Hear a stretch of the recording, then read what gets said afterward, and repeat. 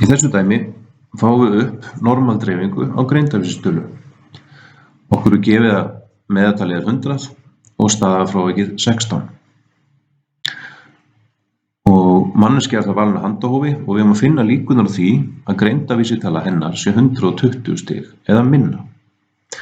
Það er ágætt að setja inn þekktar stærðir. Ég setja inn meðaltalið 100, staðarfrávikið 16 og í þessu tilfelli erum við að leita að 120 stigum eða minna, þannig að x-ið í þessu dæmi er 120. Hér sjáum við mynd af normaldreifingu og það er ágætt að vinna með þetta á ákveðið myndrænan hátt og þess vegna setja inn hérna línu þar sem við skulum staðsetja x-ið. Ég set línuna hér að þegar við erum að vinna með 120 stig, það er tala sem er hærri en meðaltalið. Meðaltalið er alltaf staðsett hér, þannig að ég set línuna hér. Og við skulum byrja á að finna svokölluð setagildi. Setagildi er fundið með formúlunni sem er hér. Það skulum gera það. Þetta er þá jafnt og svigin x-ið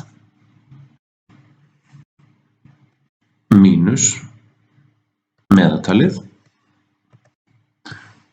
deilt með staðarfrávikinu. Svona. Og þá fáum við setagildi upp á 1,25. Til þess að finna líkurnar, þá erum við að vinna með alltaf líkurnar frá miðju og að línunni sem við erum að vinna með hverju sinni, þá förum við í svokallaða setatöflu hérna. Setagildið finnum við hér, sem til þessu tilfelli 1,25, þá förum við hérna í 1,2 og færum okkur svo hérna til hægri, alveg þangað til að við erum komin hérna á 0,05, sem er 1,25. Hér sjáum við líkur upp á 0,3944.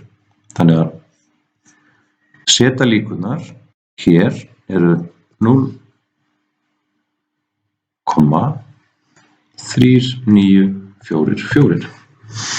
Það gefur okkur líkurnar því að vera hér.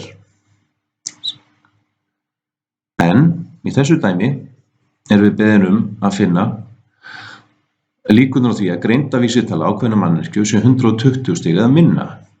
Sem sagt, þetta svæði hér og þetta svæði hér. Báðum megin við meðaltalið eru 50% líkur. Hérna eru 50% og hérna eru 50%.